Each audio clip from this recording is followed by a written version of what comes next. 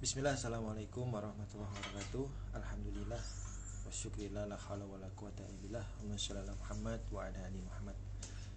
Alhamdulillah, saya sedang berada di Surabaya di Tunjungan Hotel. Kita ada satu kegiatan ya, dan difasilitasi untuk menginap di sini. Terima kasih Public Gold Indonesia yang sudah memberikan kesempatan kepada kami, saya dan istri tentunya. Semoga apa yang kita upayakan ya, program untuk pemberdayaan finansial teman-teman bisa bermanfaat ya untuk semua pihak melalui program Logam Mulia ya, menabung dengan ilmu di Logam Mulia di Pabriko. Baik, teman-teman, saya ingin sedikit menanggapi tentang kemarin ya, lanjutan dari yang viral, bahwa kajian yang saya sampaikan itu sebenarnya beberapa pekan sebelum yang viral kejadiannya Gus Miftah gitu ya. Nah, maka kita perlu ambil baiknya ya. Kita perlu mengambil yang jernih bahwa ya, ini kejadian telah viral sejagat negeri kita Indonesia. Kita yang paling utama sebagai seorang yang berbijaksana ya adalah belajar dari pengalaman orang lain. Jangan sampai kita mudah-mudah nyolot ya, berkata sumpah serapah, berkata yang buruk, menormalisasi sumpah serapah itu. Bahkan di Surabaya ini kan terkenal ya dengan kata-kata yang begitu luar biasa, nyablak gitu ya. Itu kan sebenarnya bagian dari kedekatan jiwa mereka. Tapi kalau jiwanya didekatkan karena kata-kata kotor ya, jangan-jangan jiwanya kotor gitu teman-teman ya.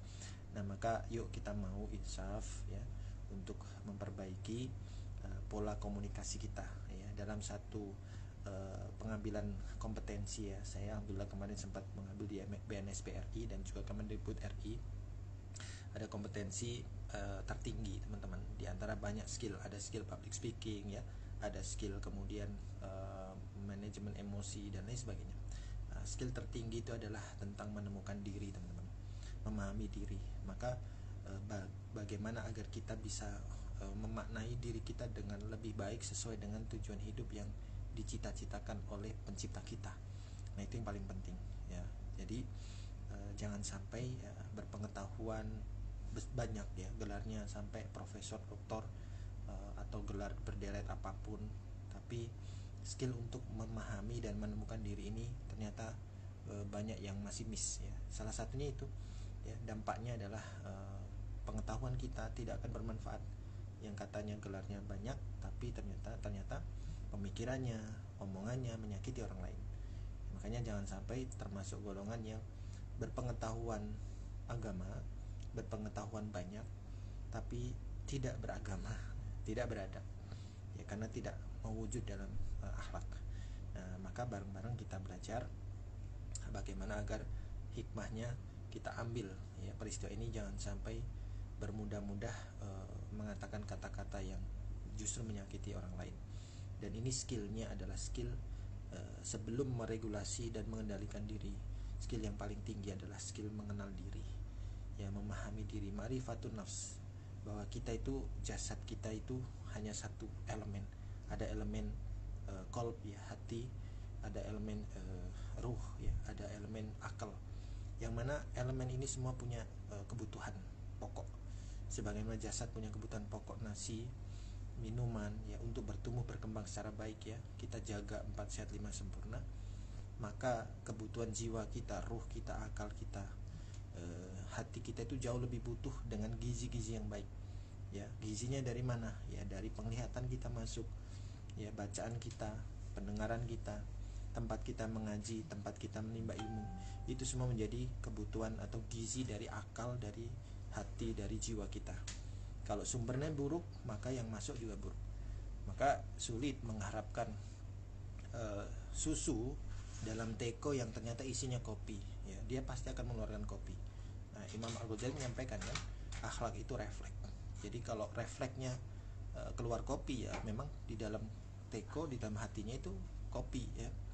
Kalau kata-katanya mulia, baik, sopan, beradab, maka begitulah hatinya ya. Jangan dituduh so jaim ya kan. Kan banyak tuh orang, kamu itu super jaim dan sebagainya. Loh, justru harus menormalisasi, jaga image, jaga kehormatan ya. Satu hal lagi yang mungkin kurang disadari teman-teman ya, hari ini kan peradaban sekulerisme peradaban barat ya, western ya, worldview-nya bermasalah semua, sudah masuk infiltrasi ke dalam kehidupan kita. Nah ternyata ada teman-teman dampaknya yang paling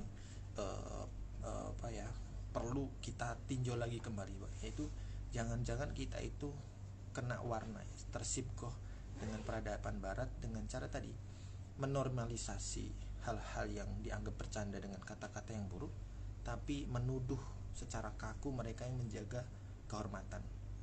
Dan tahu nggak teman-teman, dosa paling ringan dari riba ya, hari ini juga peradaban ribawi ya, itu adalah menzinai ibu kandung.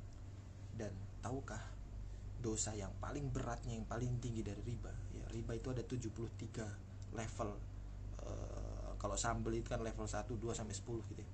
Ini level satunya riba itu yang paling rendah ya, level kepedasan ya, kayak sambal di mie gacuan itu ya. Yang paling rendah pedasnya itu level 1. Riba yang paling rendah itu adalah menzinai ibu kandung. Tapi level tertingginya riba itu adalah dosa merusak kehormatan orang lain. Betapa sekarang mudah sekali ya kita merusak kehormatan orang lain. Itulah dahsyatnya tipu daya setan. Setan menganggap parah banget, hina sekali menzinai ibu kandungnya. Memang betul, itu memang hina. Tapi setan berhasil menjatuhkan kehormatan orang lain, kemudian berkata buruk kepada orang lain, menghina orang. Jadi biasa aja, seolah denormalisasi. Ya itulah hebatnya setan. Kita perlu insyaf, kita perlu mawas diri lagi. Jangan-jangan kita memang sudah parah banget ya, sakit kronis ya jiwa kita karena banyak sibgoh, termasuk peradaban sekuler liberalisme ini ya. Hati-hati, yuk kita bersama belajar ya, teman-teman yang berkenan untuk gabung bersama kami. Insya Allah saya akan buka kelas super healing, happy ending, pendekatan pemikiran Islam, kemudian juga kesehatan jiwa ya, tasawuf, psikoterapi, dan juga menggunakan tazkiyatun nafs ya. Kita alhamdulillah ada sanad dari Imam Al-Ghazali dengan guru-guru kami, dan juga sanad yang dari Ibnu Qayyim Al-Jauziyah. Semoga dengan kaidah yang kita terapkan di Bijak Indonesia ini bisa membantu teman-teman untuk kembali menemukan keberhargaan diri, makna hidup yang tertinggi, yang paling unggulan, sehingga kita dimudahkan Allah untuk ahsanu amala ya. Dan perjalanan menuju Allah sejatinya dimulai dari hari ini, sekarang juga. Masa lalu sudah lewat, yuk kita perbaiki lagi mulai dari sekarang. Kita insyaf, kita berislah, kita rujuk ilal haq ya, bersiap untuk bersama bangkit dan berdaya bermanfaat. Khairukum khairun nas anfa'uhum linnas. Sebaik-baik kita adalah yang bermanfaat, yang membuat manusia lain itu berarti ya. Diri kita berarti, manusia lain mendapatkan arti dan menjadi berarti.